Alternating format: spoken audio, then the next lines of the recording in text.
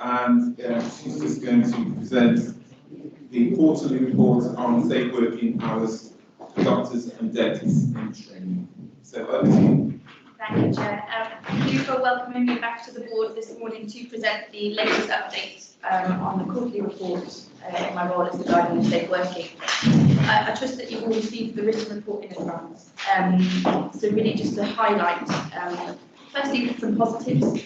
That junior doctors and postgraduate doctors in training continue to engage positively in the process, and we can see that in the increase in exception reports that we're seeing, which I think gives us a positive overview of what was actually happening on the ground. The main, the other positive as well is that the reduction in vacant shifts for on-call working has, although the number remains still high, has significantly reduced since Q1. And I think credit here needs to go to the postgraduate medical education department for increasing the number of training posts that we offer as a trust, and also the recruitment of locally employed doctors to fill some of those gaps where national recruitment has not been successful. As well, in the impact of the appointment of a new ST tutor in May earlier this year continues to be positive, in that in having a single point of access for our higher trainees to submit their exception reports. We're seeing that those are being dealt with in a more timely manner than in previous quarters, although still not within the 7-day framework that is set out in the national guidelines. The areas that we need to, that I need to kind of highlight really in terms of ongoing issues that we're aware of are around the ongoing breach of rest requirements overnight. So we have a number of doctors working on a non-resident on-call pattern overnight, and the national guidelines say that they must have 5 hours continuous rest at some point between 10 p.m. and 7 a.m. And we know that in this quarter, we received the majority of our exception reports related to that breach. That breach is a finable breach, and on this occasion, we've levied 6 fines relating to that specific breach against the trust. The change in pattern in that is that there's been an increase in breaches on the forensic on-call rota. So for our higher trainees working in forensic directorate, we are aware of this. I've discussed it with the clinical director for secure care and offender health, and we're going to keep that under review because that is an unusual change in the pattern, which might reflect perhaps a kind of flurry of overnight activity, which might not be sustained, but certainly something we need to keep under review because that may lead to result in changes to the work pattern for our higher trainees. So overall, work is kind of ongoing in making sure that our postgraduate doctors in training are familiar with the process, feel psychologically safe to submit their exception reports and to address those in a timely manner. But that does have a financial impact for the trust in terms of fines being levied for overnight working. Happy to take any questions. That's great. I've got 2 questions really, and it relates to that point about individuals not getting the rest that they're entitled to. So one, do you think there's more we needed to do immediately in terms of support to those individuals? There's obviously we've been continuing to work with sleep deprivation. So do you think the support that we provided, given that the breach happened, was adequate? And if not, do you need to think about that? And secondly, did you feel confident and did you feel positive about the response that you got in raising it with the service around what the actions might be going forward? So in terms of the first question then about the support to the trainees who didn't achieve adequate rest overnight, so the vast majority of those trainees do receive the following day from work. Nonetheless, the requirement is still that they don't have to serve sleep overnight. And the trainees themselves have raised that they feel satisfied that that is an appropriate response. And there is provision of sleeping facilities within the trust if they feel unsafe to return home after work, including the sleep pod that we have at the Ariesta. So I haven't had any concerns raised that we're not responding to that in a supportive way as we can do. In terms of addressing the recent changes, in terms of the forensic rota in particular, there was certainly some concern about a possible impact this might have on service provision in terms of doctors in training potentially needing to take more rest in their working day. And the trainees themselves have raised that they might not then be able to achieve their training requirements in the same way. Hence, we're not immediately rushing to make that change to the working pattern, but nonetheless, it's something we need to have some ideas about, and I plan to link back in with the clinical director and medical workforce in the new year to review Q3's data. Okay, so you felt the response you got to raising it was appropriate? Absolutely. And Pam? Yeah, thanks for the report, really appreciate that. Just picking up on that, in terms of the breaches, we talked about potentially changing shift patterns, etc., to mitigate that breach going forward. So, is there a risk to patient safety or harm to patients in all of this? And how do we triangulate that risk then back to trust risks? We talked about back earlier on. So it's more important from a safety and quality perspective. So just wanted to get some assurance around that, please. Yeah. So I'm not aware of any patient safety incidents that have been linked to any of the exception reports that we've received. And the doctors themselves have not reported that they felt unsafe to work. And that they've taken appropriate steps with their supervisors to make sure that their following working day, if they are required to be at work, is within the legal requirements. In terms of changes to the working pattern, it would be most likely that that would need to move if these breaches continued to a resident on-call rota. That would be the only way of realistically mitigating the breach. And that would have further built-in then kind of rest into the rota so that doctors continue to work safely and provide safe patient care. I'll just add that we want to move to a shift pattern for some of the rotas already. Unfortunately, it's only been delayed because of the industrial action, and our medical workforce team needed to spend a lot of time on managing the covering of the industrial action. So that's still the plan for some of the rotas where we've seen consistent exception reports, and our next target was to do it in February, but now that we have the new announcement of dates, I am a bit concerned whether we can achieve that again, so we'll be having discussions about that. And every trainee has access to an on-call consultant, so if I'm a trainee and I'm to try to work, it's my duty to call the on-call consultant and say, I need to rest and you need to cover me, so that's another safety mechanism. So just follow up on that. So we've got a risk in the gaps in covering shift patterns. We've got a risk around individuals not being able to take enough rest. No, there's no risk in the gap in covering shift patterns. It's just changing the rotas from working. Well, if there is, we wouldn't have been fined. It's the change would be like now they're doing non-residential rotas, and the change that we want to do is to do residential, so that they don't need that mandatory 5 hours rest. Can't fully understand that, but I can take it offline. Okay. But let's say, I can't reconcile the fact that on the one hand we're being fined, Yes. and on the other hand we're around this table saying there isn't a risk. That's a different risk, I think. Yeah. I just wish to add that probably the risk is quite low, it's minimum. She's clearly said that there are a lot of mitigations in place, so we'll be able to tolerate and accept the risk at a very low threshold. Let me put myself in the shoes of a patient. If I understood the fact that doctors aren't covering shift patterns, and doctors are getting tired and not taking enough rest, as a patient, I'm worried. So I just want that assurance, right? You might be a low risk, but Very low risk. please prove that to me. And then she's also articulated that there are no patient safety incidents that are linked to the breaches. That could be luck. So I think what I'm just challenging this. But no near misses as well. If there were near misses as well, just would have been captured by the incidents as well. Yeah. I think what we also heard is that there's a plan, should this be an issue that we think is going to be a sustainable risk rather than a one-off spike risk, of how it's going to be managed. So I think the review work that has been done, given it's happened, has instigated that this could be an option, but we're not convinced it's what we need to do at this moment in time. That's what I heard Shayan say. But it's been reviewed. There weren't any patient safety risks. It isn't clear that we need to make a change on an ongoing basis, on the basis that it may have been a one-off kind of in thing. So that's what I heard in terms of how we're managing this. Okay, thank you. Thank you, thank you.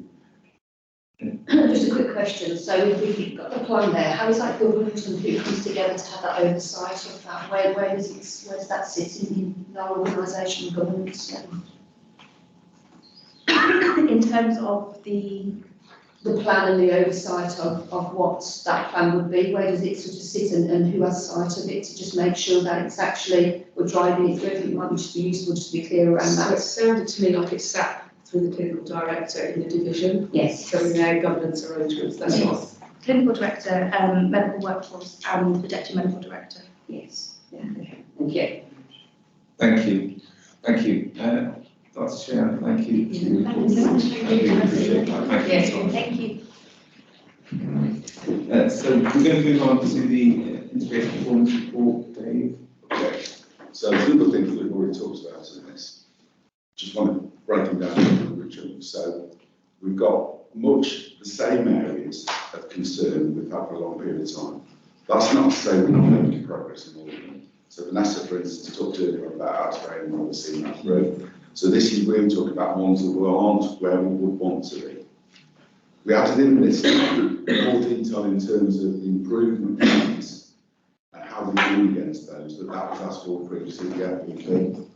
The only thing we want to do more of is then take the analysis of that succinctly into the exact summary right at the front, so that the overall sheet would describe that overall, so you can read the story in there. So we've agreed how we're going to change that going forward, I've talked about in there. I'm not going to talk about particular metrics in here, but just to pick up the point about the community services, etc. They're coming up, those type of issues and discussions are coming up more and more frequently in the performance delivery group and the deep dives, and it's intended to do that. So it's trying to make sure you're taking decisions and not delaying decisions outside of it. So the progress that we've made in that community piece followed the discussion with ICCR about CMHDs, and we agreed then and there that we do this and authorise it. Similarly in the other ones, so they're doing really well, much better than they used to, in terms of pulling together the triangulated data around a whole series of things. So for instance, when they talk about out of area or whatever, some of the underlying things are about staffing and causing it through. So we're able to get into that. But that's just anything you'd want to add into that, because some of it feeds through into the ongoing regular meetings you have, but it's just the last couple of months we've seen that really much more and more. Yeah, I think it's feeling now that we're kind of getting into a rhythm of what those meetings are about. I think when we first sort of landed them and was discussing with the divisions, you know, I think they felt they needed to showcase all the great things they're doing, as opposed to bringing it to us. You know, we're going to sort of refresh it, we're going to relaunch in January around, you know, if you've got some real wicked issues or problems, bring them to us and let's see how we can work it. You know, and again, sometimes, you know, Dave and I have gone away, spoken with system colleagues, you know, but around the work we had with the delayed transfers of care, that was popping up in some of the areas, conversation with the local authority. We've got, you know, a social worker now working with older adults. So again, I think we're getting into the rhythms, you know, people are bringing the good things they're doing, trying to balance it out with some of the challenges as well, and how we can unblock them. So it's feeling a lot more that we're getting into a routine as well. And I think the deep dives as well, we need to get into the habit of with the deep dives with us as an exec team, then pulling through some of those actions for performance delivery, and then how we feed that through to FPP committee. Because I know when we had FPP committee, you're saying you found really helpful looking at some of the more detailed in those deep dives and actually what some of the divisions were saying. So it feels like it's getting a lot more connected, doesn't it, Dave? That's my comments. I suppose the other thing to say is we're considering about doing this like different, so I don't know if you want to say, Bill, about the process that we're talking about. Yeah. So at the minute, the report goes to all the committees that supplements what they already get around KPIs in those different areas. We're just thinking that through, John. Yeah, so we've had discussions this week, and it came from discussions that Dave and Val were privy to when we had our last board development session. And this is around, sorry, in terms of just putting it down to IPR, Integrated Performance Report, currently goes to all of the committees. So it's kind of a duplication of data that's just circulating, and a lot of the NEDs sit on some of the committees as well. So what we've decided to do is to retain the IPR report at FPP, but we will have our NED colleagues that sit within the other two committees that will form part of the FPP, so they will still have insight and will be able to take back any sort of like emerging issues or concerns back to the relevant committees in relation to what's been actually discussed at FPP. We'll still get the IPR that will come to the main board meeting as well. So that's the new structure that's going to take place going forward from today. I'm happy to take any questions about it. Are there any questions? Sorry. Yeah, so I think that's helpful. I think potentially what we might just need to discuss is how do we then avoid duplication in the other committees around conversational performance. So it could be that it's through which lens we're looking at it in terms of FPP, and then what's with all of the other committees. So I think that probably what. And in fact, if the chair of, for example, people is not able to get onto the FPP, how do we ensure that assurance still tracks back? We've made some, it's not a private issue. We've made some adjustments in terms of the membership of the different committees now, in terms of the NEDs, now that we've got full complement of NEDs, so it should actually alleviate that concern that you just raised in that duplication that you mentioned in there as well. Well, I was just going to say that I think one of the other ways of us being able to create assurance that the point that Patrick's making is the fact that the integrated performance report comes to the board. It's about us being able to ask the question of, seeing the performance areas that need attention, is that being triangulated in the AAA reports that are coming from the three committees? So are we assured that the committees are recognising and working on the things that we're working on? So what I was going to say, basically we haven't done this yet, but the proposal is that FPP will escalate and refer it to the desk just to make sure it's picked up. So it's not looking at it from the perspective of the people committee, it's saying that in the round when you look at the people issues, you've got financial and quantitative off the back of it, so on a rounded basis, can you have a look at that part saying the invest, but we're just going to make sure that works through, and it does mean you've got to think about the time and the order of the committees as well to make sure that flows through. So this is the next ones are after Christmas, so we'll just work through how that's going to work. Sorry, thanks, Chair. Just one other piece of triangulation I think will help is once we've done the back review, that will then really focus on the types of discussions we have at each of the committees. Yeah. And then really what falls out of FPP should, in theory, ask the right questions in the right forums.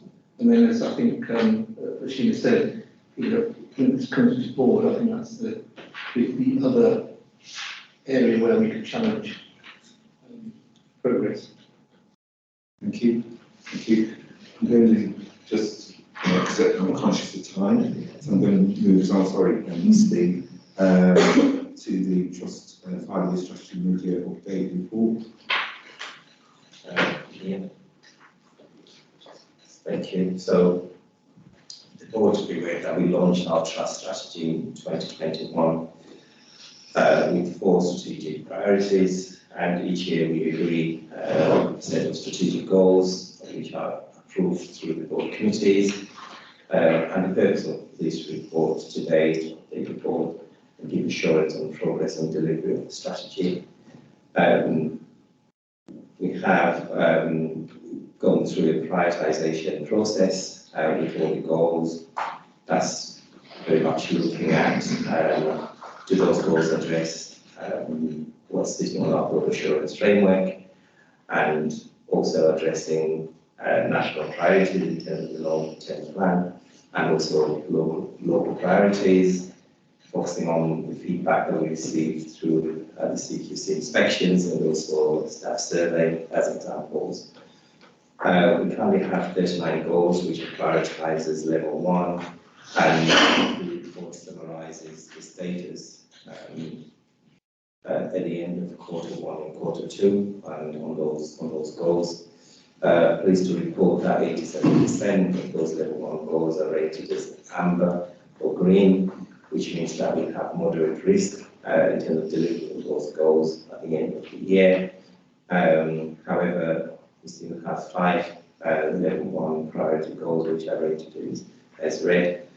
And just to share examples of those, which Roisin actually alluded to in the initial report around the Braeside reprovision, which we are not successful with funding from Department of Health, and also Highcroft development.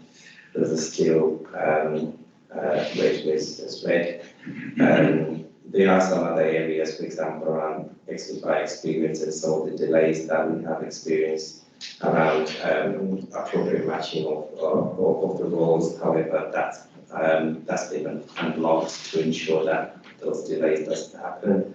And also in terms of implementation of our framework for transformation, there is ongoing work as a system, not just as part of the Beast Mental Health Collaborative, doing the population needs assessment for us to have a framework around transformation.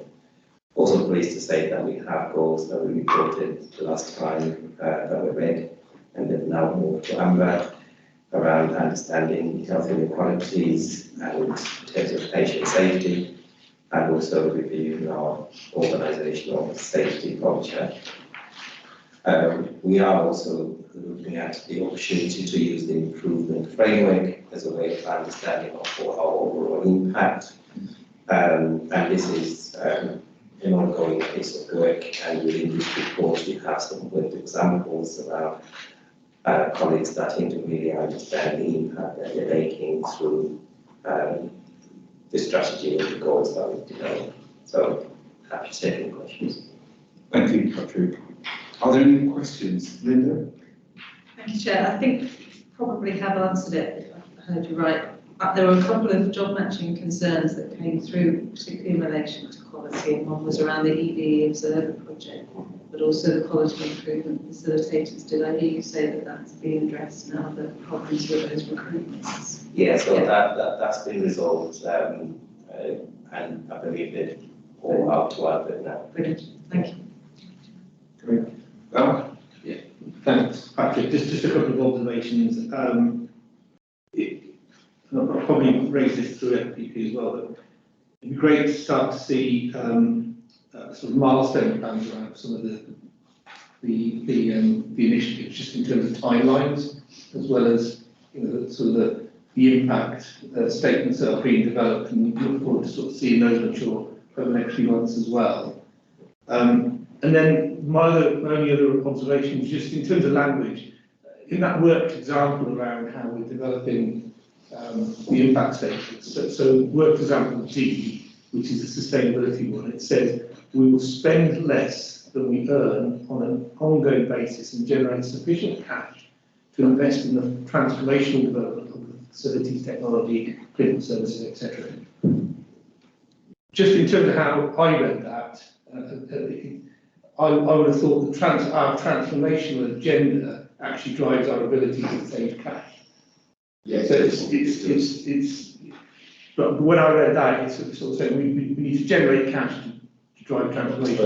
I suppose it's circular. So what I'm saying here is, in terms of the market, as long as we get more than we pay out, that's the target. So it enables us to do the investment. You would want to do that anyway. The thing is, if you go transformation enables you, so it's a circle that goes around like that. Depends on the perspective you use. Yeah, no, I'm just saying, just in terms of, I think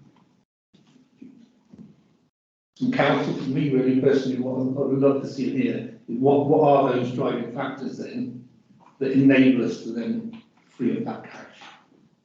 I think that's where I'm coming at this one.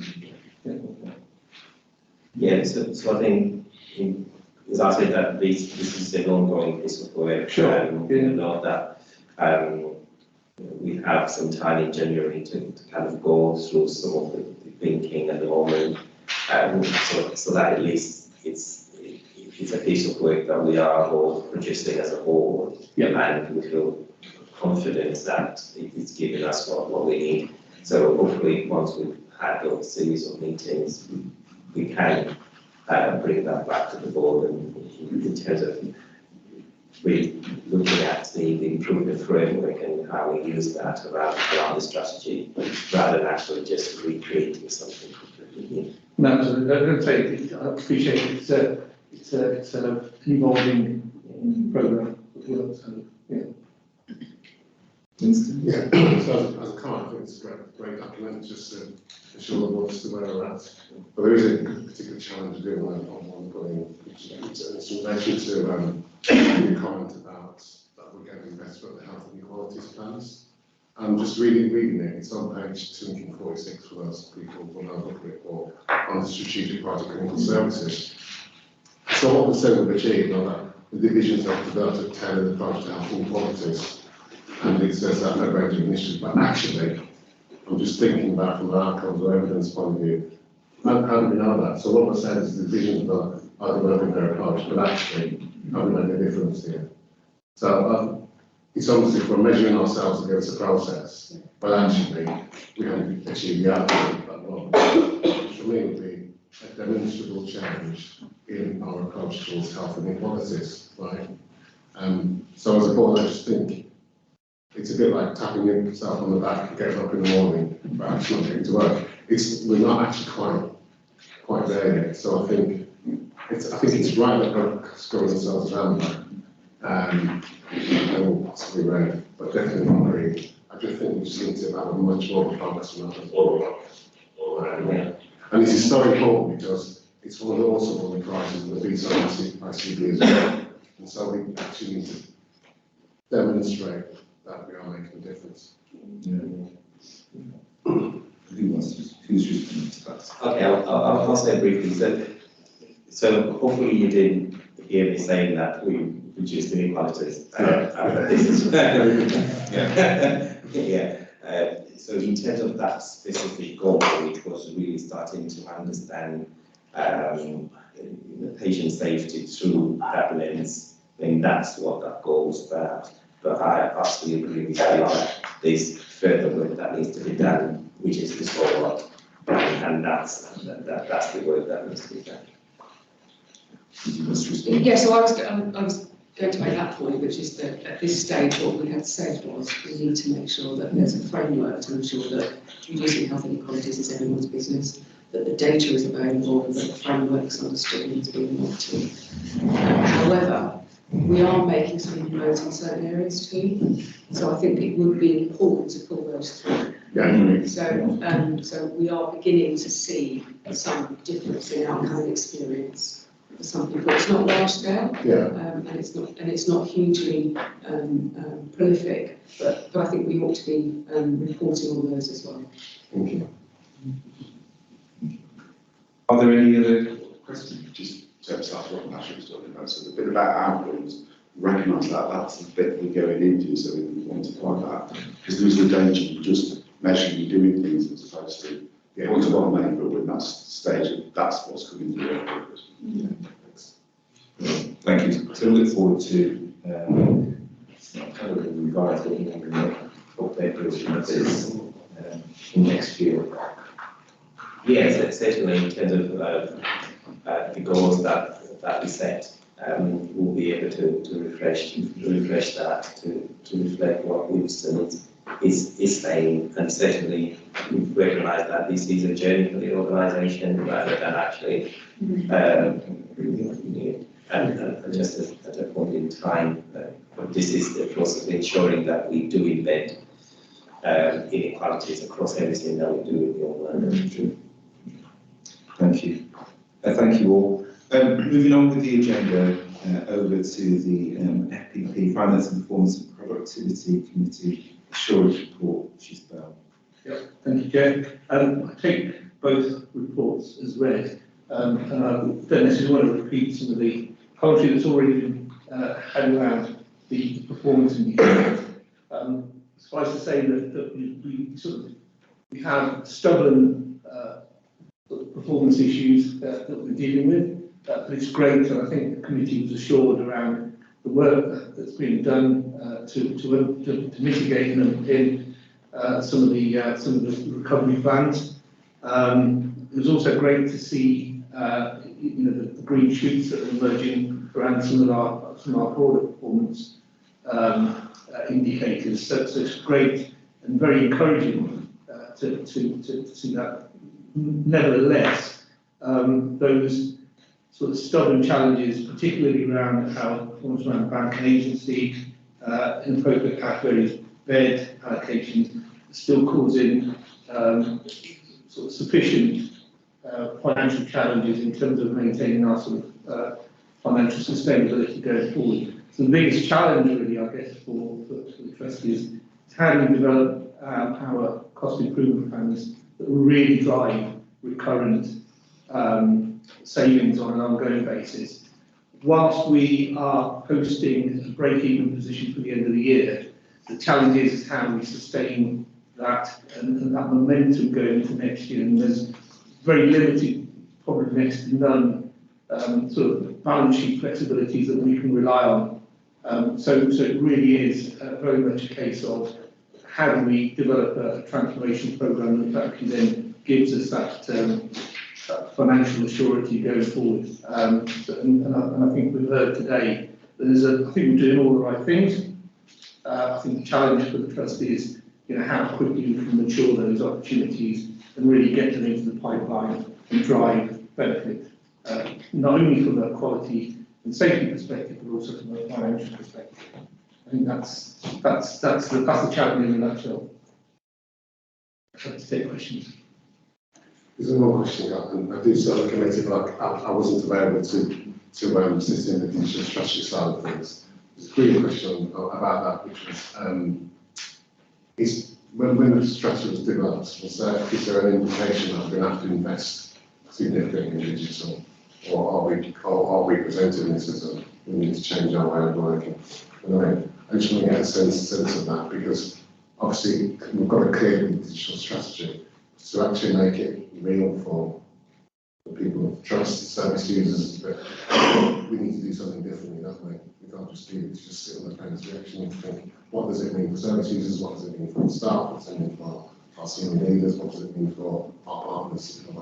That's really my challenge question. There's an annual allocation in the capital programme that was always going into it. That's what we keep doing the lights on as much as anything. The real investment that we do need to do is make sure we understand where we want to make the change and focus on those. So for instance, one of those over the last year was working with Forward Thinking Birmingham about moving the ones that we own. So that's not really an investment as such, it's using the resource that you've got and focus on the priority. So I think it's really about making sure we've got the time and energy to identifying the things where you do want to make a difference. So picking up everything Vanessa's talked about earlier on. So when you're talking about community services, and you work out this is what we want to be out there, how can digital help us get there and work with people? So I know Sel is really good at this, identifying where it would go. So we've got to be able to do that around all the services to identify them. She talked about that earlier on. So it's not a significant investment cash-wise to do it, it's the time and energy now. So, Thank you. Last point, down. Yeah, just to add to that point, I think we need to, and based on the presentation that we had at World Development Day, I think we need to be very grounded in terms of what the art of the possible is in that scope of opportunity. I think we all get very excited when people start to talk about AI, augmented reality, the future whizzy stuff that's coming through the pipeline. But I think, certainly from a sector perspective in terms of where the health sector is compared to some of the other tech sectors, we need to be very realistic in terms of what we can leverage from those very exciting technologies, but can be very costly in terms of investment that's required to actually then exploit some of them. 100% agree with that. Thank you. I'm going to move us on to the finance report nicely. Dovetails. Dave. So in overall terms, I mean, Bal's already talked about the overall position and the ongoing challenge. For this year, the position's been gradually improving just around the edges, but we are using non-recurring flexibility to be able to manage the position this year, that's clear. There will be some flexibility in that next year, but not enough to cover the ongoing challenges, so just being really clear about that. The bit I just wanted to just mention in terms of the capital, it talks about it's 2.8 million adverse plan. Actually, it's ahead of plan. What we normally have an issue with, it's all back-ended, so you do the work late on. So actually well ahead of the curve this year around it. I'm not going to go into any more detail now, because we picked up a lot of the issues in the previous discussion. I'll answer any questions on it. So the question on that really is, so the financial savings plan is going to be challenged to all digital organisations. And I think you may have mentioned it before, was that the BSAR ICB are doing some work across on these. How do you think that work may be able to help us, not in the short term, but more in the long term around savings delivery and things? Okay, so Rachel might want to add in on this, but basically what we got from the work that KPMG did was a diagnostic for us piece. They looked at a number of things. They also broke it down in terms of how it would break down into organisations, for instance. So one of them was about corporate or shared services around that, and that does describe the savings that would be made. What we've got to work through is it not being done to us, we're playing a part in that and influencing through. So if you like, that is identifying the opportunities and we've got to make sure we can bank them. So for instance, one of them for us is out of area. Well, I think we know that. So, you know, you've got a range of those parts going through. The majority of the trust have savings on the acute side because that's where you've got the vast deal of the pressure in the overall system. There are things around both the agency and temporary staffing that we've got to do, and there's quite a lengthy discussion last week at Financial Recovery Board around that. So where that is being looked at the minute, it's going through the detail to make sure we're able to say, how do we bank the cut wins in there, and how do we do that longer term stuff? Yeah, so more and more working together, much more. And in reality, the transformation agenda is only going to happen if we're doing that together. We knew that taking the leaders and providing collaborative was the first opportunity from a mental health point of view to think about it from mental health specifics. And that strategy is being developed at the moment, and that will help inform us around some of the transformation that we're doing. Therefore, we might put our investments in different places to enable us to create some efficiency. We will receive a paper as a board in early next year around the point that Dave was just making around, as we're all involved in the system, around working more jointly from a joint venture point of view around gaining benefit across the board by sharing resources or pooling resources. So we'll receive a paper early next year around asking for our agreement in principle to some of that. And what we're beginning to think about is what do we think the kind of the breadth of the opportunity that creates for us. So we've had some discussions, early discussions as an exec of a bit of a brainstorm around what we think some of those opportunities might be, some of which we'll take early, some of which we might never take. But certainly in that frame of having those discussions. And looking at the system first from you rather than individual organisation, it's just a principle you've got to do, but you can't do it on your own. Chair, colleagues would find a good working example of that working together. So our UHB colleagues, University Hospital Birmingham colleagues in A&E department, particularly QE, are experiencing quite a lot of what they call bed watches, and especially for mental health service users who are sitting there waiting for either an assessment, waiting to be seen, or moved on to or transferred onto the right pathway. So a bit of a reach out, it's from a conversation Dave had with the doc over there, Director of Finance over there. So we've got a small group together working on how can we do this differently together. So the quality and the experience of the service users is not great because they're bringing in agency who just sit there sometimes and don't engage very well with service users. We talked about what if we had a pool of staff, a bank staff between our two organisations of people who have good experience around mental health, may not necessarily be nursing, but we've got some really good HCAs, and work together around that pool and that pool of people could be pulled on to help and support individuals. What we found from the conversations were because of probably the lack of maybe knowledge and understanding of mental health needs in the A&E departments, they're bringing in 2 agency staff to sit with the service user, where we would say, well, actually, don't need that with an HCA. So we're having those conversations. That's a really good example of, improving the quality and the experience for the service user, driving down costs, and working collaboratively together on that. So that's a good working example. We only met a couple of weeks ago, and meeting again before Christmas. That's excellent. So they make savings. Yeah. They make savings, don't they? Because they can run their savings staff. Yeah. As a nice. Yeah. It's increasingly looking at the overall B-slot position as opposed to individual. Absolutely. Correct. Yeah. So as long as the savings make some money, that improves the overall. And there's really good joint working across a whole range of things, much more than they used to. And most importantly, the experience of the service user as well. They've got somebody sitting with them, engaging with them, and helping, avoiding any escalation in that environment. I've got one more question, Chair, which is, we're sitting on £88 million worth of cash. It's increased by about £13 million since the start of the year. How are we going to make that work for us, or other part system partners in the future? Because it seems to me that is an awful lot of money. If we were in a different sector, we would be doing something with that cash. We wouldn't be sat in a bank account, we'd be investing or something. Okay. And it's not just, I realise that you're constrained by the system. Yes. Yes. You are constrained by that, but what can we do? We get the maximum interest receivable we can get, and that's including the CRP, so we can pull that through. You're absolutely right, it's dead cash. All trusts have got exactly the same thing. We've talked to UHB hundreds. And the problem is, because you're not allowed to spend on capital, what can you do?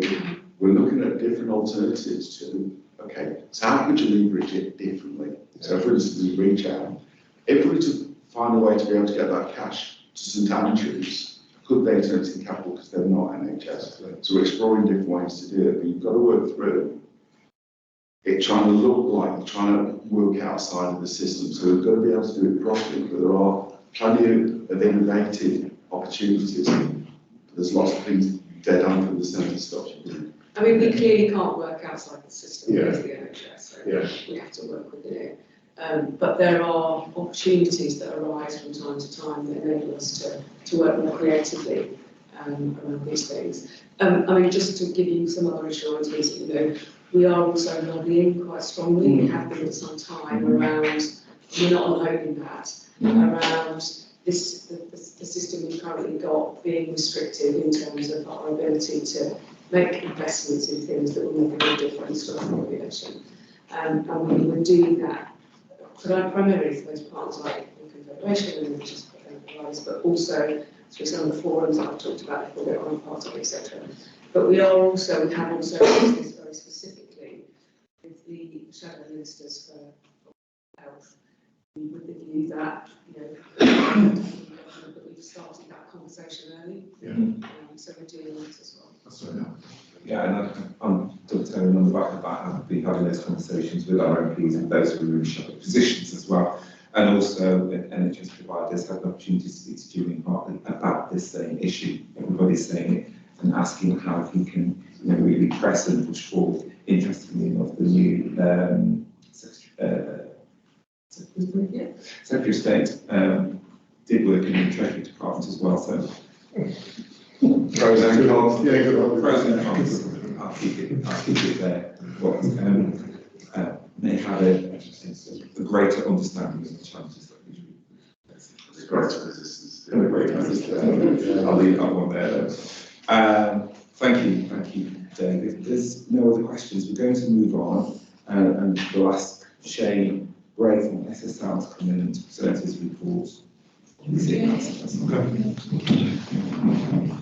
the same time, so we just check if Yeah. it's that one. None of them are working. None of them. None of them are. I don't know if they're just not switched on. That's all. This one's fun. Yeah. I think it's that one. The main.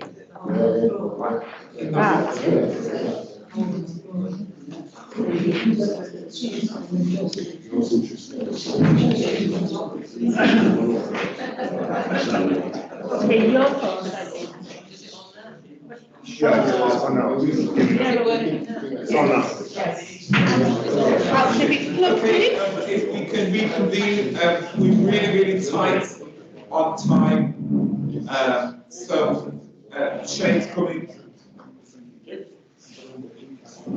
And thank you, welcome Shane. Sorry to affect you. Clearly, you can see that we're kind of over our time. You are. And allotted to us. So if you can just assume we've actually read your reports as you would expect us to, and if you can just draw us to the main headlines in your report that you want to draw our attention to. Yeah, thank you very much, and thank you for inviting me. So obviously you've got the report. So I really want to highlight a few things really. First of all, obviously the last 3 months for SSL in supporting the trust has been very challenging, as it always is, trying to deliver the services with quite a lot of scrutiny from lots of different places. Place being one, we're going through a place and Eric return at the moment. We continue to develop our external work. So not only do we work for the trust, but we also work within primary care. We support 270 GPs. That's been progressing, and we're also working with the ICS. That ICS work has continued to progress, and we're also having extended conversations now to see whether there's some other work that we can do on behalf of the ICS. That's probably not likely to happen until as we go into 2024. But obviously I'll keep you updated as and when that happens. We've continued to invest in new systems. So we've just it's taken us 18 months to put in a new CAFAM system, which is effectively an estates management system, which allows all trust staff to actually place works on the system and actually look at progress as we move forward. That should be formally launched and trained very early in 2024.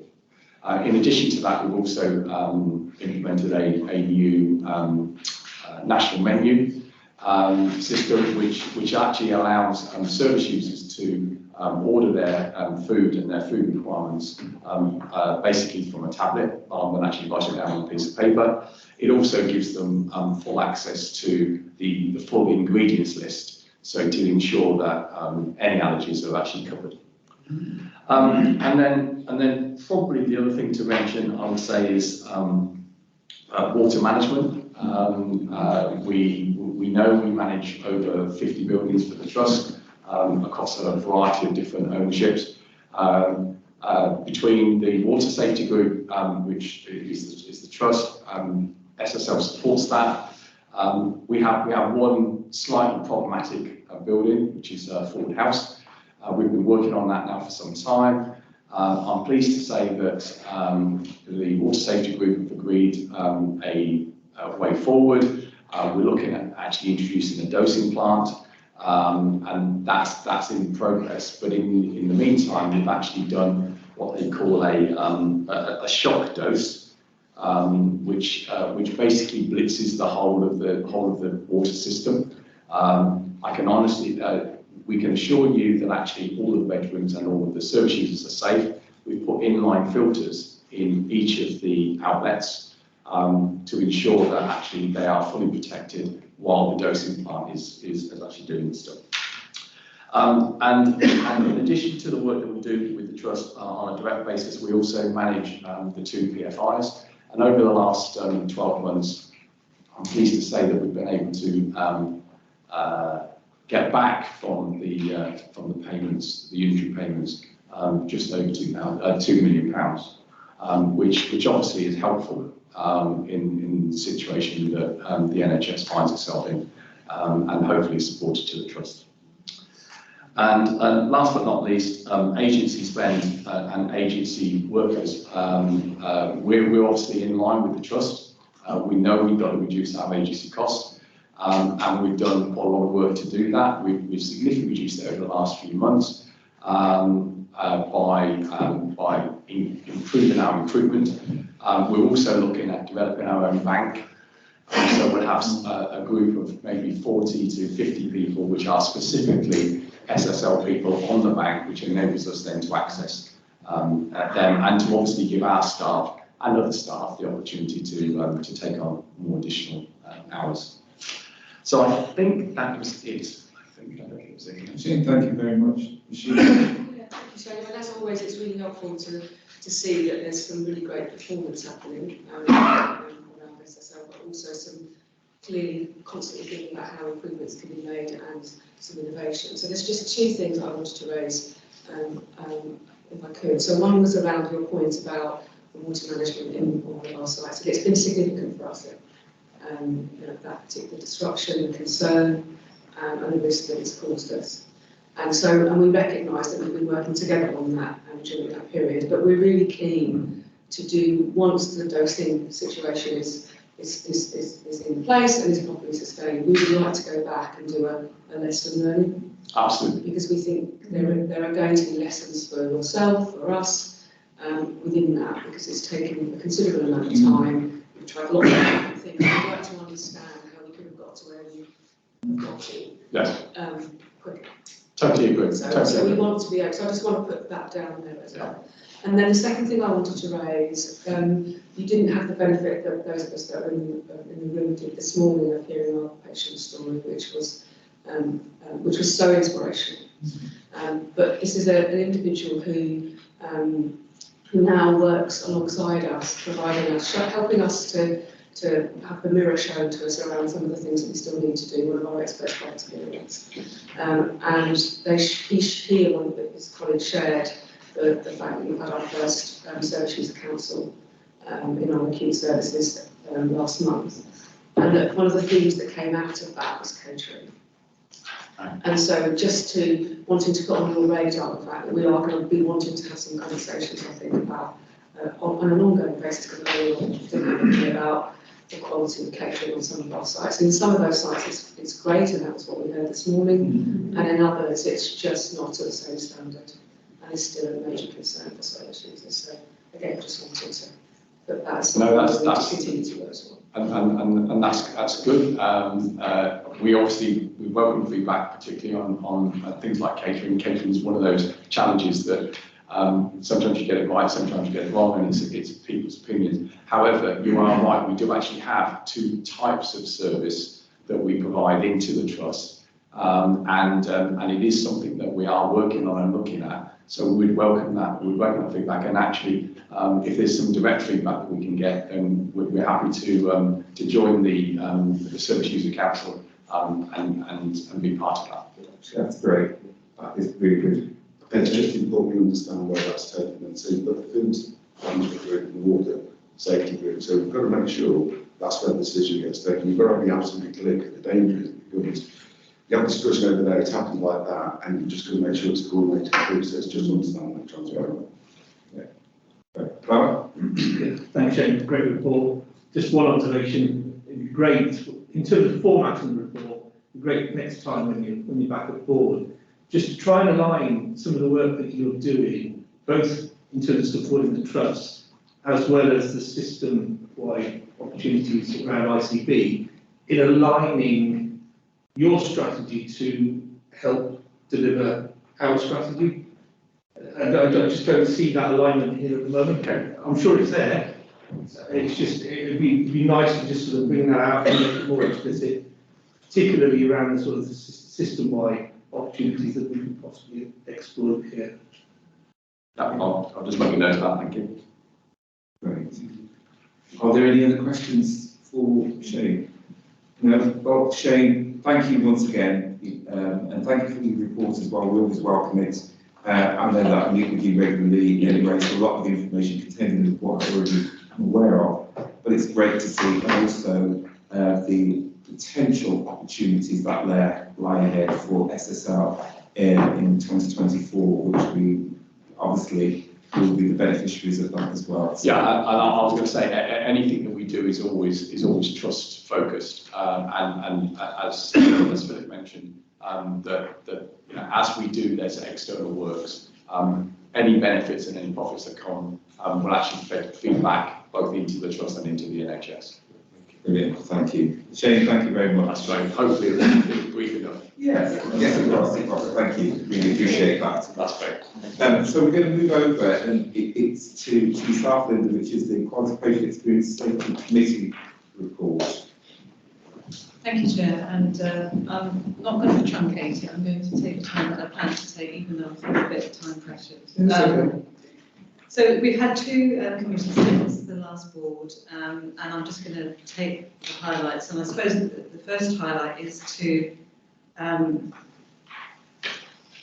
describe the council update that we had at the last committee. So we've had a much more detailed presentation of the specific sort of work and findings of the council in acute care. And it highlights to me the importance of us paying attention to the culture and milieu in our inpatient ward environments, and the importance of that therapeutic component to the sort of wider sense of being in an inpatient service, and all the sort of quality components of that, as well as the safety components. And I know we're thinking about a variety of important work streams within that, so the autism-friendly component feeds into that sort of communication.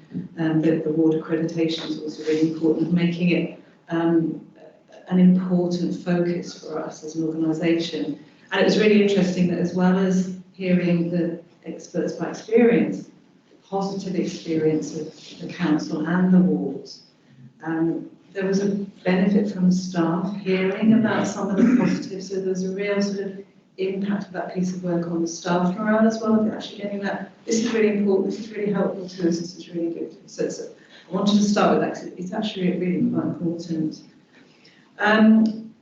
Other things to assure you on, we've been looking at a really sort of comprehensive way of bringing all our reporting around the CQC work, the regulatory reporting, into a sort of comprehensive format, so that we've got a really good oversight on that and the sort of key escalations and progress on that. And we've also agreed a proposal to review the governance arrangements across the divisions, and so we've approved that in committee. We were updated and assured on it's been a very busy period for us in the Mental Health Act legislation department. So in the last quarter, we've had on average 906 people detained per month. And I need to put a correction on the report, and 233 people on a community treatment order, whereas it's got transformation order in the report, so it does need to be corrected. And you're probably aware that we had, I think it was 2 committees ago, we had a deep dive presented to us on focusing on racism and health inequality in the community treatment orders. And we're waiting, we're having an update report this month on the actions from that and how we're going to drive that forward in addressing those inequalities. But we're already seeing a reduction in the number of black patients on a community treatment order. So we had a 2% reduction in Q1, and in the last month we've seen a quarter of a 1% reduction. So that's before we've actually started to drive forward some of the actions. So that's positive. I think Shane touched on it. We had really good news about the courthouse about to open. We've also good assurance on in terms of the infection prevention control report, that there's implementation of a centralised reporting now, so there's a much clearer sense of what we're doing across the organisation. And I think we touched on it earlier, that we're pleased to see that we've agreed funding for a food safety officer, which we've been concerned about for some time. And I think we've also got a business case in the offering for a decontamination officer within the organisation, which is positive. Thinking about, we covered those. There's a lot of themes that are running through the committee now. We're really trying to sort of draw them together. So high on our agenda this month will be a sort of detailed discussion of a number of pieces of work that we've got undergoing that are all related in the organisation to quality. So the NHS impact report, the quality management system, and how that links to the trust strategy, the new patient safety implementation framework, the CQC actions and the PFDs. So our next steps are to look at look at that as a whole, look at what are the major sort of items there, the resources that we need to address them, looking at gaps and how we might fill those gaps, and then work on how we're going to look at that across the dashboard and the reporting and the governance of that, so that it feels like it's really coming together in the next month or two, a much clearer picture of how we're working across all those areas, because there's huge overlaps in those areas, and a lot of it, as we've heard today, is the same themes coming through of how we improve that. So I'll stop there. Questions? Are there any questions? Steve? Just really to build on it, that Apple came as part of that conversation that we had with Ian, and it was really powerful, the conversation that we had. And as a result of that, the food specialist, safety specialist has been agreed. But alongside that, Chair, what we also did was we actually went out and did a bit of show and tell, so worked in the kitchen circuit to see what the impact of that food was, and not only the access to the menu, but also the quantity as well is an issue that we looked at. Just touching on the health inequalities as well, of course, what we saw in committee was our first patient safety report on health inequalities, where harm has been paused as a direct access for an issue of care delivery. We've looked at that by ethnicity as well, so that's in its infancy, but really starting to now really consider the impact of harm based on people who experience our services. Just to give clarity, Forward House no longer has Legionnaires, so we are fully open, and there is a staged approach for people in our care to now have access to that service. So the shot dose has been done, and also the dosing plant, and the added proportion of inline filters has been refitted, so it is open. And we've got adequate staff too. Absolutely, correct, yes. Thank you for that, Steve. Thank you, Linda. If there's no questions for Linda, then we'll move on to the patient safety incident response plan. Is it yourself? Yeah, it is, Chair, thank you. So this is 2 years in the making, and I make no excuse of reminding people that, as I did at the AGM, that we spend 90%, or did spend 90% of our time investigating 1% of incidents within the organisation. And PSIRF, so the Patient Safety Incident Response Framework, it replaces the serious incident framework which we had for a number of years. So 2 years in the making, there are two requirements that are mandated by PSIRF, and that is that we have a policy, and the other being that we have a plan. The plan which is submitted to the board has been through the governance structure, so we've worked this up over the 2 years within the organisation. Because what the difference, the fundamental difference is that the serious incident framework of old kind of prescribed what incidents we would investigate as an organisation. What PSIRF does, it gives us the complete from and end process, so we become responsible for those incidents that we investigate. So the key point really is in section 5.0, where we look at what our current priorities are, and this is a 12 to 18 month plan, so it doesn't stay stagnant, it becomes dynamic around the incidents that we experience, because they will always change. NHS England have said that they would expect in the piece of our policy and our investigations, they would only expect between 2 to 3 incidents being investigated in the more what's called a PII, so a patient incident investigation, which is the more thorough investigation. And actually what we should be doing is streaming the investigations of the incidents, aligned to our 6 priorities. So this plan really describes what that is, and the 6 local priorities that we've devised along with our EBE. So we've got experts by experience who are our patient safety partners. And really the organisation, I feel really proud to say, they should be commended in that we have already appointed 5 patient safety partners, which really demonstrates our commitment, whereas other organisations haven't got that far ahead. And we've also provided the PSIRF training to our senior leaders, which has been rolled out through the organisation. There's 4 real key aims of PSIP, which are described in the plan. And I'm really pleased to say that the first one really builds on our values and mirrors that, because it talks about inclusive and compassionate engagement in these types of incidents, which really kind of strengthens our approach. This paper and plan has gone through the governance structure of local clinical governance committees and where we discuss, of course, all our quality, patients and experience issues within QPES that Linda's updated on. And it's been agreed, so it's here at board for any questions and presentation to sign on, given that it's a mandate that we have a plan. Thanks, Stephen. Actually, thank you for the work you've done on this, and it's really encouraging to see that we're kind of ahead of the game and trying to embed this within our organisation. Before I go any further, are there any questions for Steve on the plan that's actually been presented?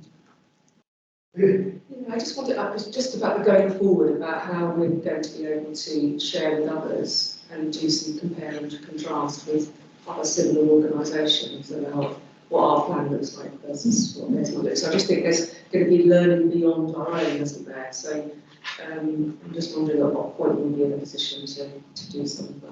Yeah, we've started that work already, Rishi. So the PSIP transition has already happened, so we've already had our first PII, so patient investigation, and we're linking with our neighbouring organisations, but also sharing from an integrated care board as well. And the risk that we run is that actually what we'll always do is what we've always done, because we need to get out of that mindset. So this is about kind of the adapting, spreading and embedding of this, which I look to Sarah and the regulator that they'll come in and test this with us as well. So we've been really open around that. And the organisation that's done the training is coming back to just check in with us. So they've looked at it and have done that work with NHS England around, you know, where we've got to with PSIP, and they're happy with our plan. So they kind of independently review this as well. And it's, as you say, then going forward whilst we are embedding this. Thank you. I don't know who's very violent. Yeah. I know the answer to this, but it's good just to sort of, to hear it. So how well do you think it's landed in the divisions? And it's a massive piece of work. We've got lots of clinical staff.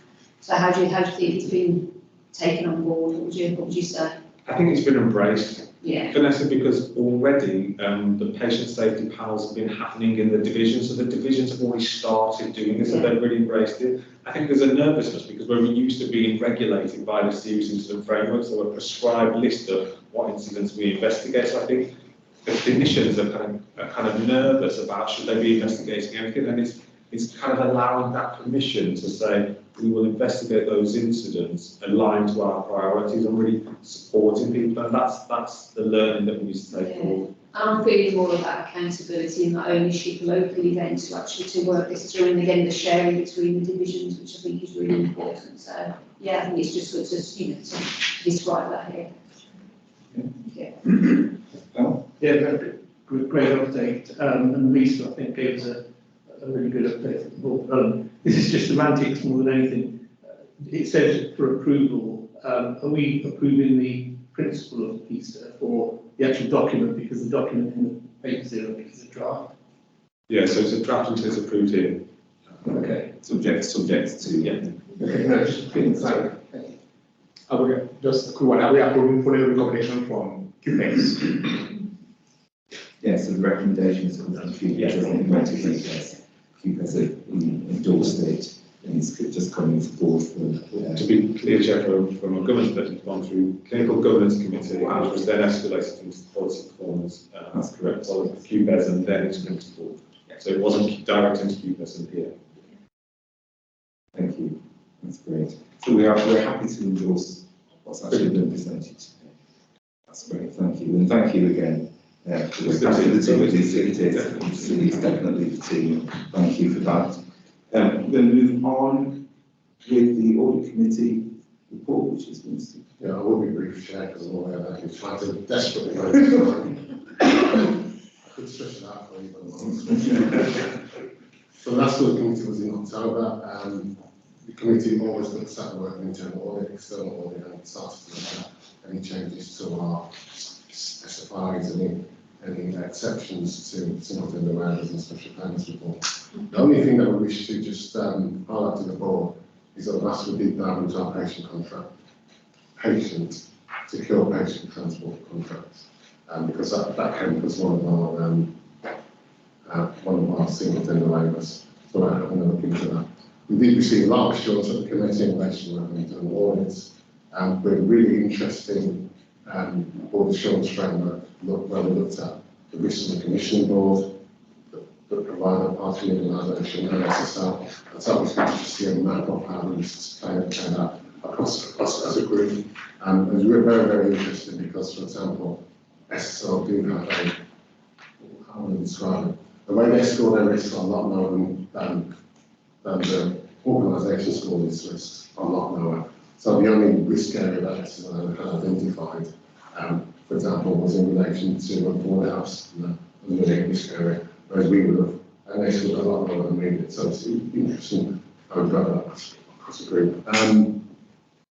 Other things just to highlight to the board on, that we did do some changes to the internal audit plan, which you can see in terms of the advice part section. That's all I wish to report in relation to your committee. Second question. Thank you, Winston.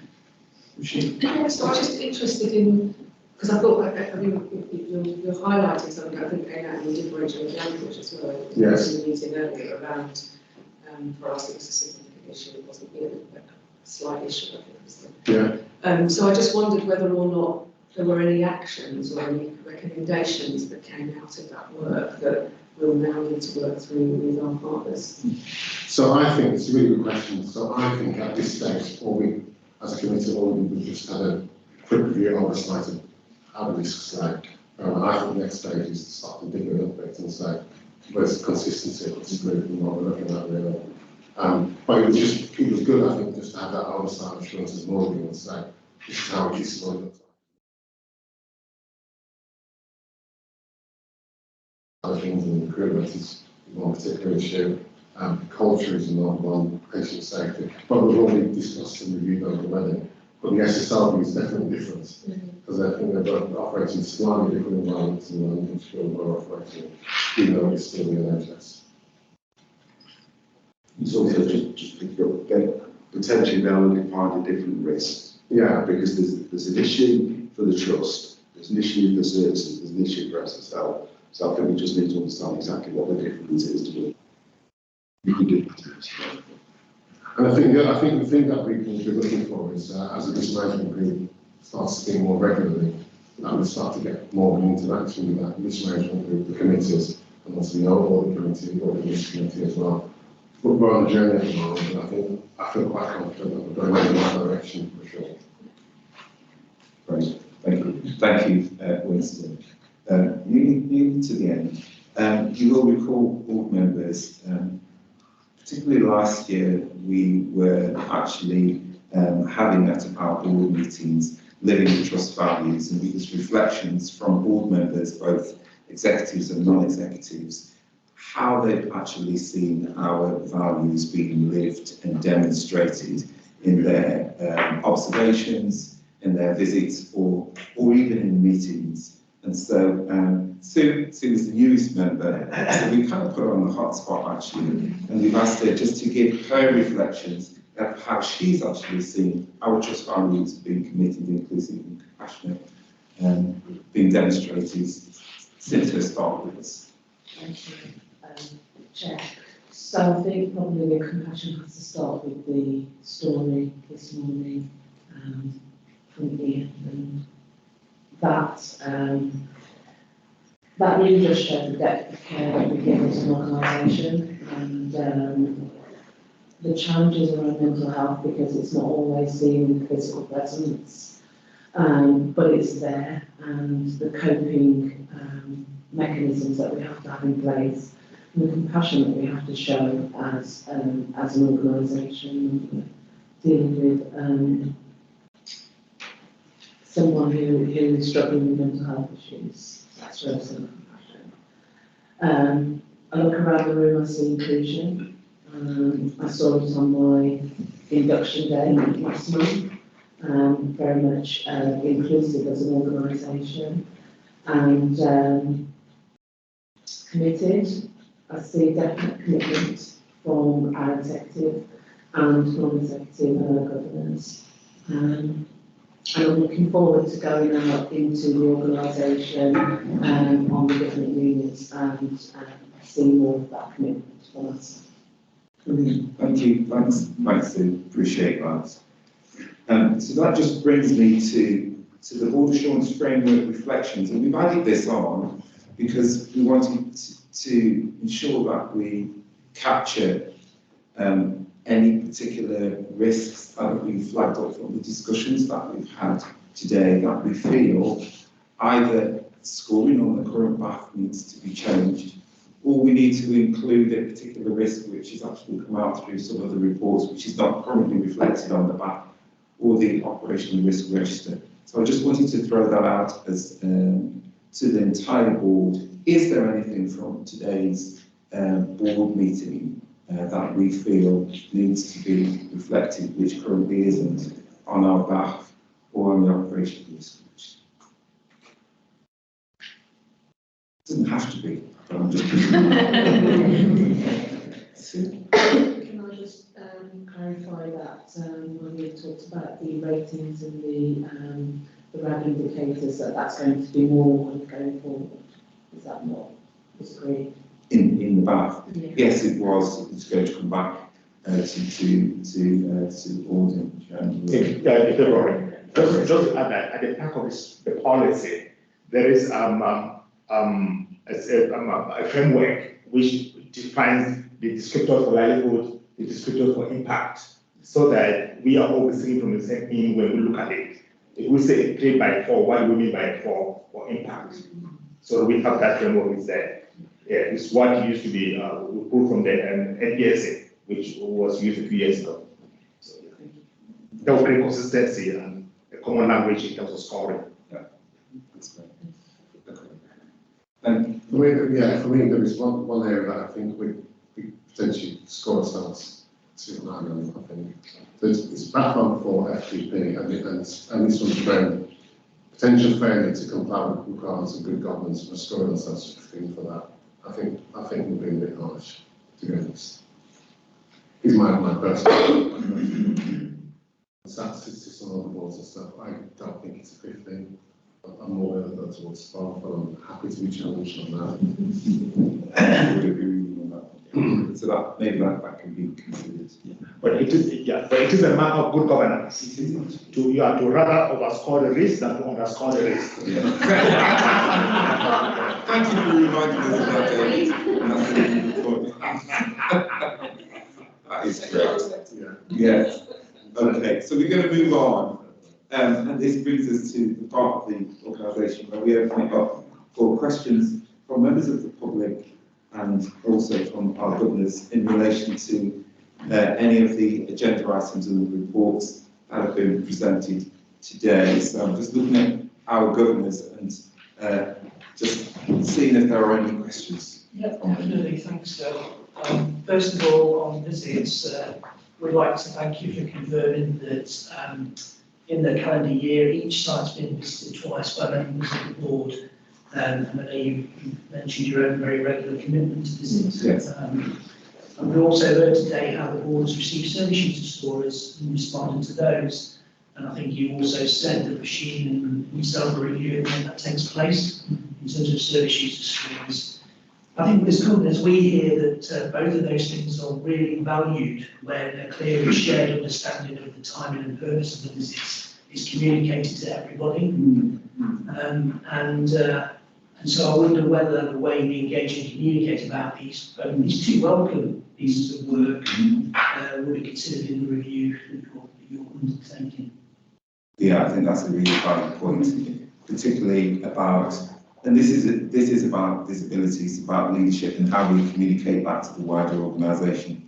And I don't think currently at the moment we do that as effectively as we possibly could do, and utilising our comms team and actually promoting. And I think it's just this off the top of my head. I think it would actually be good to almost kind of like, not saying that promotionally, but almost actually promote the fact, not that we're patting ourselves on the back in any shape or form, but just to actually say, we are so looking forward to come and seeing you and seeing the work that you're doing, etc., whatever the wording is around that. So that goes out way in advance, and so that services are expecting us. They're not disappointed when we come, and they really do welcome us, but I think that advanced notification would be good. So yes, definitely looking to do that.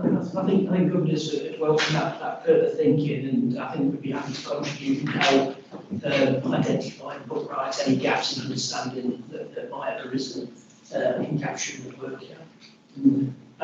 The second one is comes on to the CQC, and I was just listening carefully to whether or not the BAF should be amended, because I think Christine's provided an update today on the monthly kind of updates on the progress against action plans. And in the BAF, we talk about the CQC report and steering group being reviewed and amended. And Linda's added to that in her reports about the comprehensive regular reporting that's going on. So I just wonder on reflection into whether that BAF requirement, I've got the numbers somewhere, BAF02 QPES 0005 is indeed already achieved, or do you think there's still a little bit more work to do on that? I think it was due to be achieved in December. It's something that does express an interest in consistently. Thank you, John. I'm going to ask to Steve for a response to that. That's okay. Thanks, Simon. And Winston alluded to it in the conversation, so we will really scrutinise it in terms of 002 VAT risk, about why we escalated it, so that risk has increased. Yeah. John, and we had a really robust discussion about why that was, and actually what we wanted to do is to get all the things in place and see that through to fruition. So we've identified got the mitigations, but it's now embedding those processes, so we are expecting that risk will lower, but it's really well spotted from John. I think the conversation that we've had, and Linda will confirm in QPES, the detail that went into just that risk alone and around that very issue. I wasn't picking that up, thank you, but it was something that was certainly on our agenda in advance of today. And then the last one is just from me, and I think there will be more, it's just a clarity point. So in the assurance report on the People Committee, it talks about the fact we had welcomed 60 international nurses to the team. But it's October board when they asked about it, the numbers were much lower, like sort of 16, something like that. So I'm not sure whether it's 60 or in the pipeline or 60 have arrived. So I guess that's to you, Phil. How sure are you that 60 international nurses will indeed start, and when do you think that will be? Or is it actually past tense? Yeah,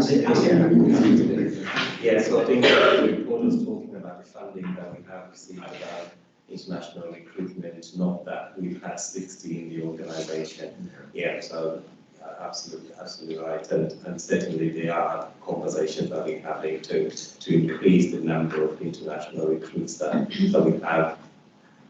Although yes, there is a bit of pace that we need to put on that, but it's also doing that in a safe way to be able to provide the right sort of support for those individuals that are joining us. And that's we've not just ourselves, but the trusts have struggled in that sort of pastoral package before. We've lost some key nurses through that actual process. So it's good that we're actually ensuring that that is robust enough. Absolutely. I think it's fair to say that the number that we're planning, we know that we would have, if we'd have gone on a straight line trajectory of those that we planned earlier in the year, we would be at a higher number of actually in situ right now. Yeah.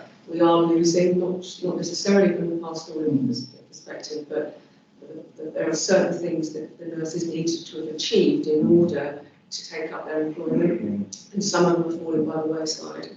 So the point that Patrick's made about alluding to, that he and Steve are doing some work on potentially looking at increasing the number, but mitigating against that risk through that work as well. And just to really just strengthen that, Phil, so Sharon Neera King is an advanced nurse practitioner in our organisation who, alongside her role, has developed a pastoral care package, which has been really well received, not only within our organisation and further afield, because we use a hub model for international recruitment in terms of recruitment. But actually that's been shared with NHS England, so it was, it's been talked about nationally, it was talked about at the Bingham conference last week, but actually our pastoral care offer has led to many other opportunities, and you will have heard as well today at the board, John, that actually we have been granted another 20 additional places from international educating nurses. So having... So another number, so is that 60 plus 20? Yeah, it is. So that's 80. Brilliant. So but we are expecting to see that through to fruition in time. Yeah, in January, February and March. So we've got those numbers of international education nurses planned in the recruitment for all the reasons that Pat's outlined about not overloading silly, for OSCE, all of those other elements that really need to be taken into consideration. So we retain those nurses who come from outside of the UK. Thanks everyone for that comprehensive clarification on the numbers, and I think we're all very welcoming to the work that's going on and understand the time that it takes to come Yeah, I just want to say thank you for coming to the recovery forum last month. Yes. And maybe I'll ask Roisin next to come. So I'd like to thank you, Sue, for your first NED boardroom meeting, and I'd like to welcome Monica after her accident and recovery to the first boardroom meeting. And this boardroom meeting is transparent and open, is scripted to all the Birmingham Soldier. I'm glad you have invited us there as well. So I'm just going to ask you, we have one vision, improving mental health well-being for our staff, service user and carer. If we have a nice staff, healthy staff, well-being, and that will make us well as well. So that's want to share that. And what Vanessa, you asked her, because you mentioned Roisin about Favida, but you forgot to mention about Kumar, SJJ nominated him in front of the 50th influencer. Yeah. And the deputy someone mentioned that. And last week, I was here to for a staff story, but I was not. But I can access this thing by YouTube. I have a bell income while I'm laying in bed. I'm listening to both part 1 and part 2. Thank you for communication team. And that's and what Steve said about our values is make us stronger. He said we got to look in our mirror. If we look at our value, do we carry the value? Because I saw something different. This week, we had 5 non-executive directors. Last week, we had only 1. And now we recruited Thomas, and he'll be full house, and Phil, you was here. So that's how we show our mirror to our values. So we're going to have a full, maybe we need to bring this to the Council of the Government, the communication team, to, if we all want to have the same recording, duality means one. So my question to you, Vanessa, when you ask about this, you trained 13 talking therapists from Healthy Mind, but there's so many people leave. So the net gain, that's a question for you. And you talked about integrated care system transformation group, working in the primary care and neighborhood mental health team, because if, as Roisin said, every year, how much money the government putting in, 16% get more people unwell. So we can't keep it up. So my question to you, those 2 questions, and how many people, when they get assessed in the East Midlands, how many people want to go to the secondary care?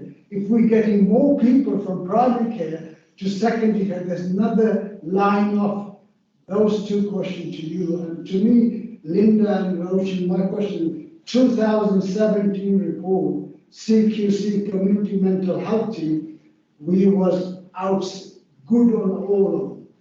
For now, either the CQC standard gone up, or we are not doing so well. So we need to find what we're going to do to make it right. So those two questions. Yes, I'm trying to answer them succinctly. Probably quickly, the first few numbers around the community mental health teams, I don't have that to hand, but I can share those figures with you about people joining and people leaving, you know, from the CMHT perspective, you know, around the demands. So if that's okay, I can take that away. Birmingham Healthy Minds have a very good challenge because historically, I'd say probably 12 months ago, 18 months ago, more people were leaving than were joining. So we got some feedback from people who were leaving and finding out why. Because of flexibility, because there was no opportunity for promotion within the service, and also around the universities where they trained about moving back in Birmingham. So we did some work around that. We looked at the structure of Birmingham Healthy Minds, and we put in some more senior clinical leads. So sort of, you know, I don't know if to describe all the bands, we put higher bands in there. And they've broken down, and so they're supporting the team, because again, there was issues around the team feeling really, really supported. So with that new infrastructure in, we're finding now less people are leaving and more people are coming to work for us because of that flexibility. We've also seen that some posts have been advertised where they are totally virtual, so you don't have to come into the office. So we're trying to work with some of the teams and some of the stuff around that. So I think we've got some learning why people were leaving. Part of our workforce plan addressed those, so we're seeing some improvements. We're not out of the challenges, I would say, around that, but actually we've got more insight into what we need to do. So again, keeping a watching brief, but great 13 people have joined us. They're the trainees. It's how we look after our trainees and how we encourage them to stay with us when they qualify. So yeah, good challenge there. On the point about the work with primary care leading to more demand into secondary care. So just so that you're aware, so community transformation was designed to keep people in that space. And when we last looked at the figures, when I brought them last time we came to board, it was 11,000 people had gone through, 11,000 had gone through the new teams, and only 9% had required secondary care intervention. And so we're not seeing that it's creating more work for secondary care. What we're seeing is people being seen earlier and being able to be kept in that space. So just wanted to, and on your point about what's happening in CMHTs, I mean, you're really aware, because you spend so much time in services as well, talking to colleagues, the nature of what we do in mental health services has changed really significantly. We have seen, as you said, we've seen demand really go up, and the more we do to do things earlier but better.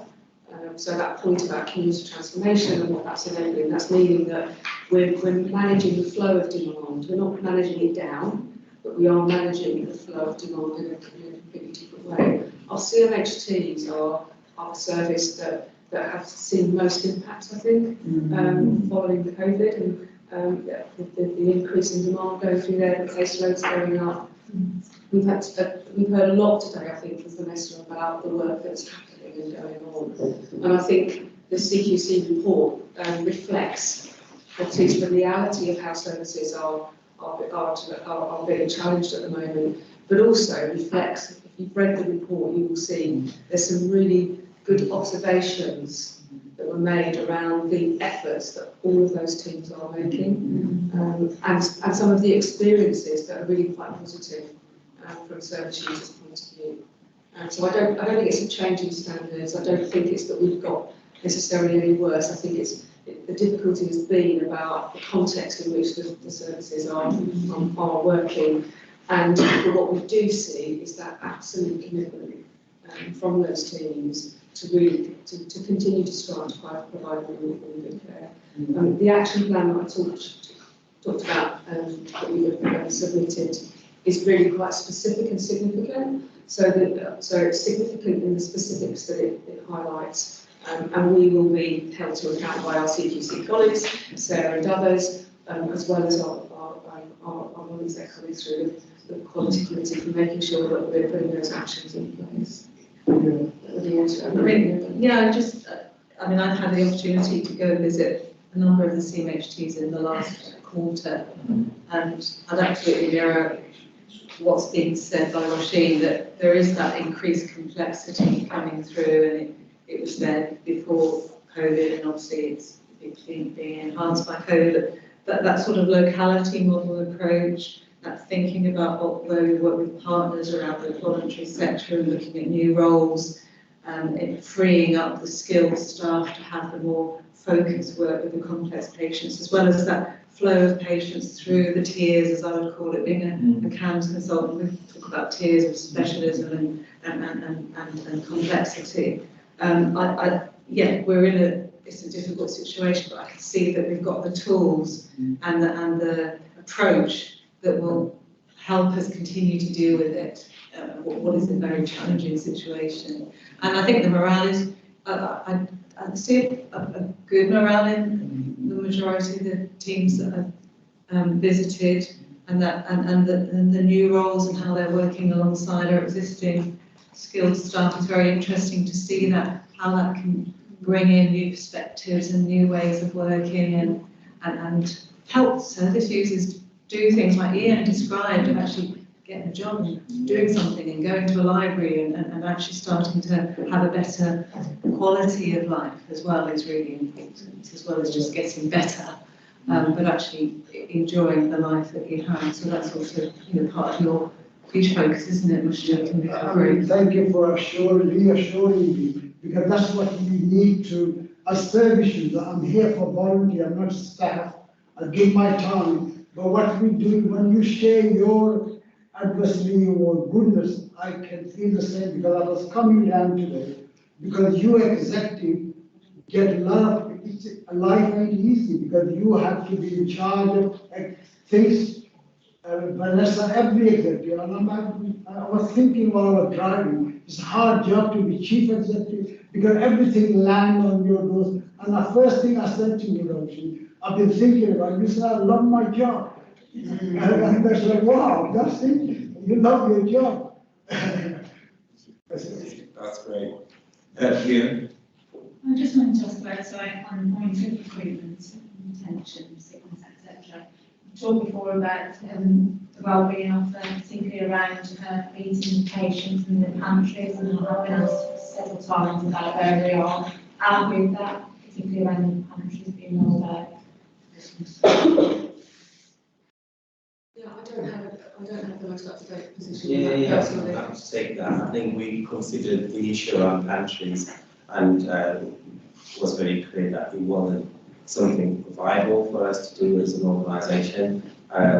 One, in terms of the breadth of these states, and also some of the feedback that we had through the wellbeing steering group, was some of the offers were not actually getting to the people who actually needed that.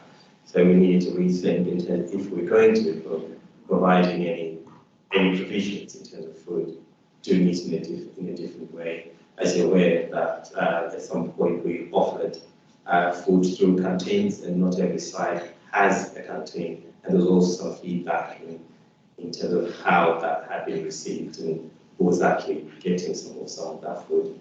So we welcome other ideas from the wellbeing steering group, but certainly that view around pantries is not something that we looked at and thought was viable.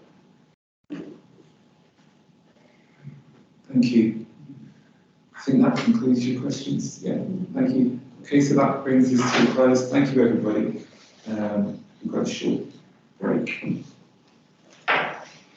We're breaking for lunch now, so we'll be